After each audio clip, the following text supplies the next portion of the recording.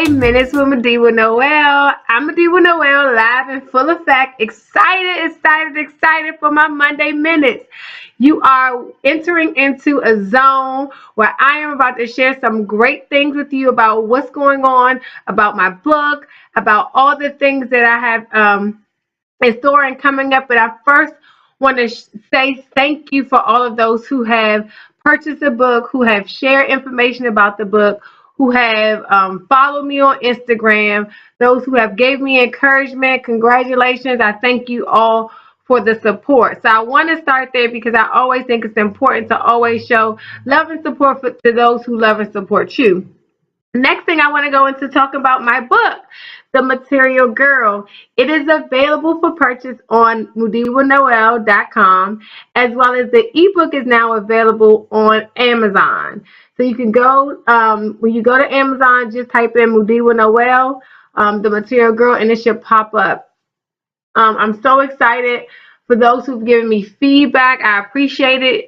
It'll be a section on my actual website for you to give testimonials or feedback and a review for the book. So I want to thank you in advance for going to my website and doing a review.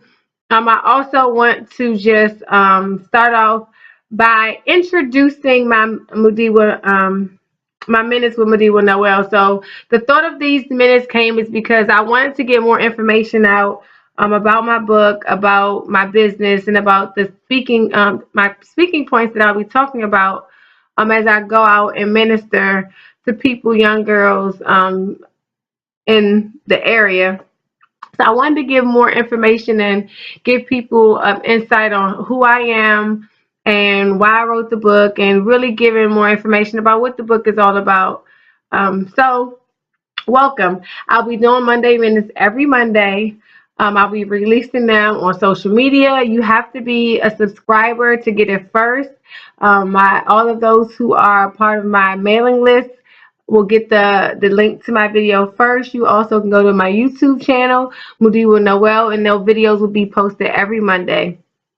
I haven't figured out what time exactly I'm going to post it every Monday, but I know I'll be posting them every Monday. Some Mondays I may post them in the morning, some in the afternoon. Just all depends on, I guess, the trend, and I'll see how it goes. But again, this is my first Monday Minute, so I first want to start off with the topic of the pause. Push the pause. So I came up with this topic. Well, initially I did a Monday Minutes and I was ready to release, and then I had to push the pause. And so pushing the pause is about stopping and reflecting and regrouping and preparing yourself for another journey. So push the pause came about because right after the release of my book, literally the day after, I felt empty.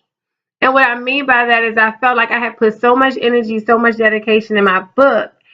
After it was released, I didn't know what else to do. I felt like I had a really great turnout, a really good book release party. Thank you for all who came to the book release party and showed me love.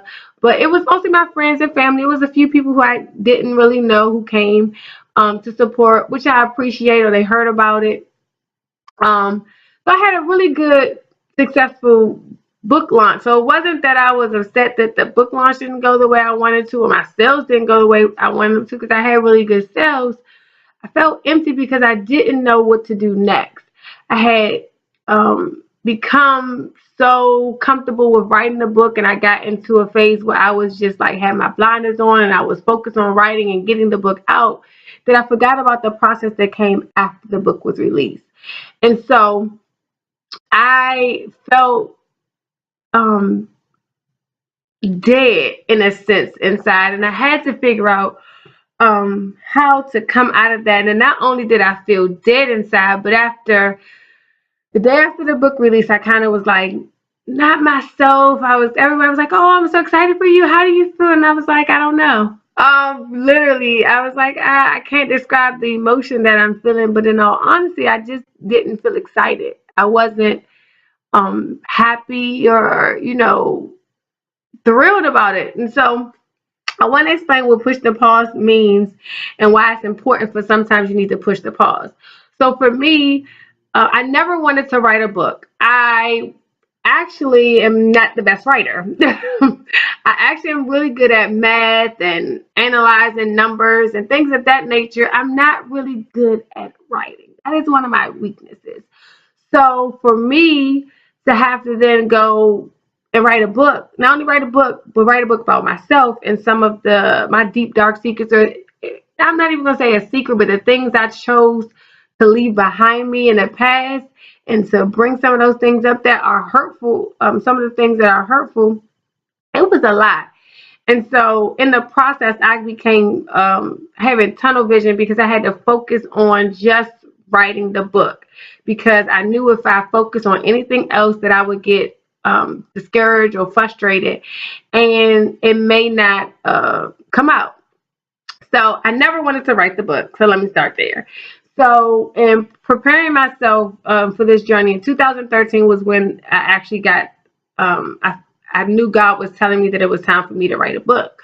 The book that I was going to release was totally a different book. It's actually going to be my second book that I'll be releasing. But it was a total different book than the book that I actually released. It actually had nothing to do with my own personal story. It had to do with some experiences and some things that I had been through, but I wasn't going to talk about necessarily me in the book. So it was more so about, the world we live in, the identity crisis that people endure, and how people no longer identify with things of substance. Now they identify with things and what somebody has versus what they possess inside. And so that was really what the target of the book, because I felt like working in education, all my kids saw were the limelights, and they didn't see the back hustle, and they didn't see the things that people had to fight for, or the things that built character and that keeps longevity and success. And so I really wanted to touch into that part of my identity. And so when I was going to write, I came upon a chapter that I named The Material Girl. And I named the chapter The Material Girl because I was talking about how I once was that person who was so confused on who I was and didn't identify with things of substance and just things that were materialistic. And then God said, "That's your first book." I said, "Huh? That's my what? Who?" So I was like, what you mean? And so when I started to pray and get into understanding what that word meant that he dropped in my spirit, it was like, your first book is going to be a book about you.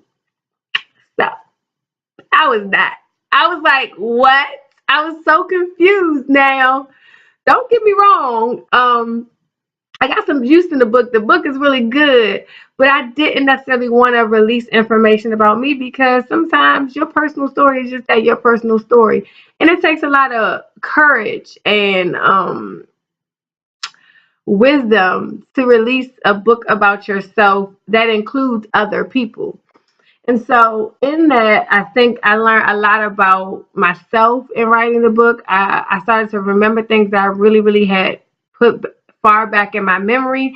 And a part of it therapeutic, part of it was therapeutic, but another part was a little daunting and a little sad, because I was remembering things that didn't bring me happiness and things that I had went through that was a little frustrating. So in doing this, so I'm like, focus on the book. I'm like, okay, God, this is what I'm gonna do. I'm gonna do it. I gotta stay focused, because throughout, so 2000, from 2013, fast forward to 2015. So 2013 is when I knew I was supposed to write a book.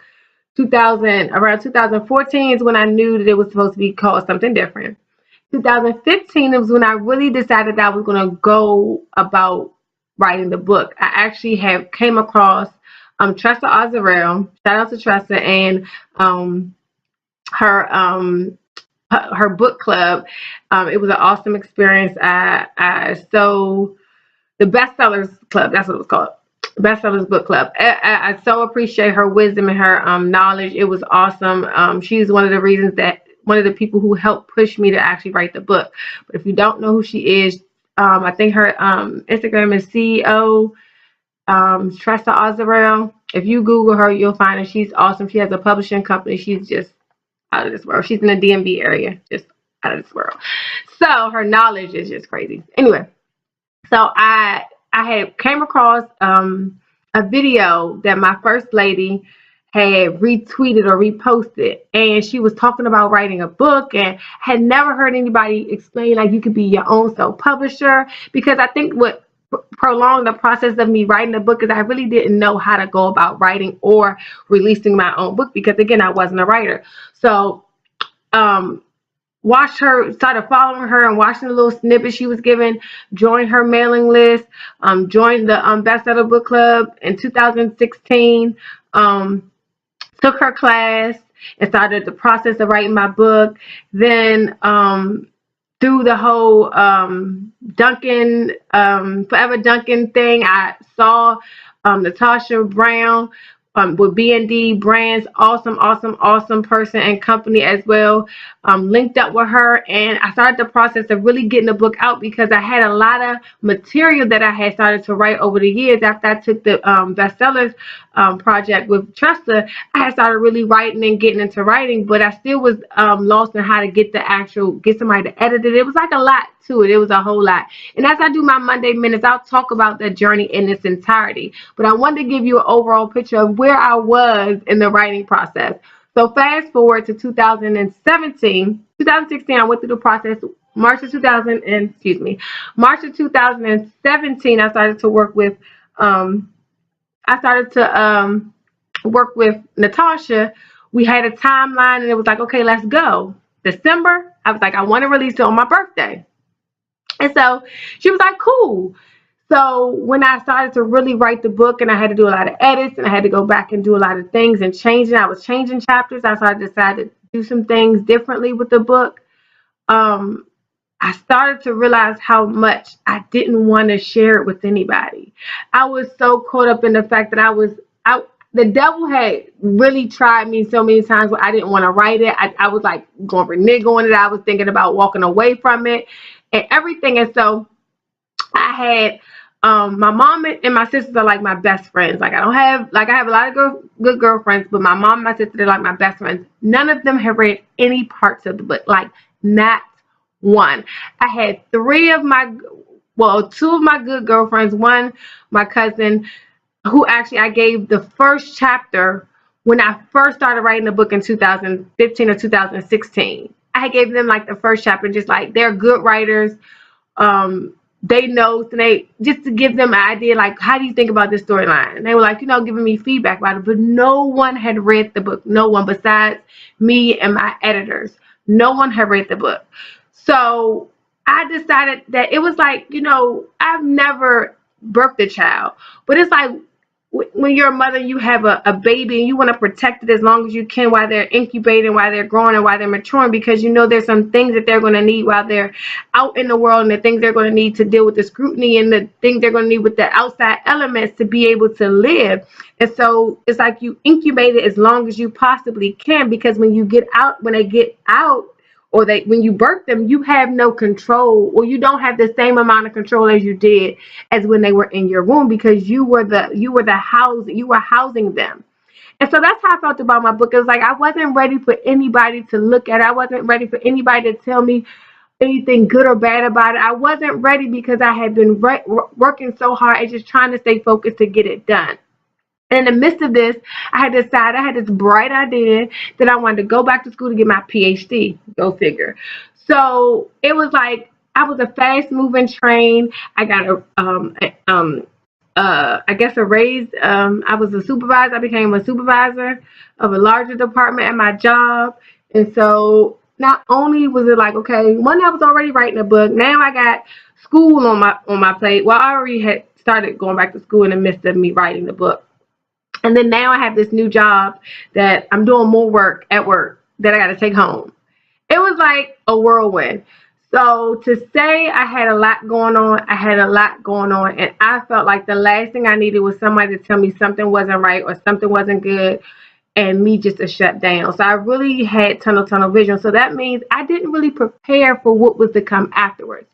So with that being said, I had to push the pause when the book was released, because I did not prepare for the release of the book. I had prepared so much for actually putting the book out, but not what I was going to do to make sure this book got in the proper hands of the people who I knew really needed the book, my target market, my group of people who I knew were in need of the information that I was supplying.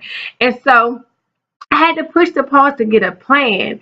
And not only that, I had received, some feedback, and not necessarily any scrutiny or anything, but some people that I had mentioned in the book were unpleased with the things that I said or didn't um, like my truth per se. And so that also caused me to kind of whimper and feel like, why am I doing this? Why, God, why did I do that? Did I do the right thing? And so I got to a point where I was so overwhelmed. I was tired. I was drained, and I had to regroup, not only for my physical and my spiritual, but for my mental well-being. And so it's okay sometimes to want to push the pause. Like, I think the pause is important to understanding that there is something after the pause, that you push pause to go back to revisit where you stopped. It's different to pushing stop than it is from pausing, because stopping is like giving up and saying you don't want it and you're not going to do it. Pushing pause is saying, hey, I need to stop right now because at this point in time, there's something else I have to take care of and I have to deal with. But I'll come back to this point and I'll deal with it, and I'll be in a better place and a better mindset to be able to tackle the issue that is at hand, or whatever the thing is that you're dealing with. And so I encourage you not to stop. Whatever it is you're going through, whatever feels like it's overwhelming, like it's too much to take, like it's just, I can't deal with it. Push the pause. Surround yourself around people who love you, who will encourage you, who will keep you in that safe place, who will remind you of who you are and whose you are. Get into the Word. Read your Bible. If you don't know the Word, read books that are based on the Word that can lead you into understanding more about how to read in the Bible and things of that nature. Watch sermons or watch YouTube videos that are empowering messages that encourage you to get up out your seat, that encourage you to go after that dream, that encourage you to go do it again or try it again. And just because you failed this time doesn't mean you won't succeed the next time. Just because someone told you no yesterday doesn't mean someone won't tell you yes tomorrow. And so you have to find a way to regroup, because always going is not necessarily what you need. Sometimes you have to push pause and come back to that same place that you left off to be better, to be well equipped, and to go after what you need to go after.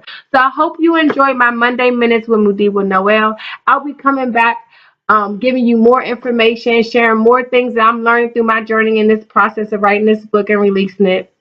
Please go to my website, mudiwanoel.com, to get more information about the book. The book is available on mudiwanoel.com. I have a blog. So with every video, I have a blog that goes. So my blog will have more information. It'll be more detailed, and I'll give more information about some of the things that I'm going through and the things that I'm experiencing through this process. Please join my mailing list. Again, I'm dropping something next week that is going to be awesome, but I'm only giving it out to the first 100 people. So if you're my subscriber, you'll get it first. You'll get a link to the to be able to get the download first.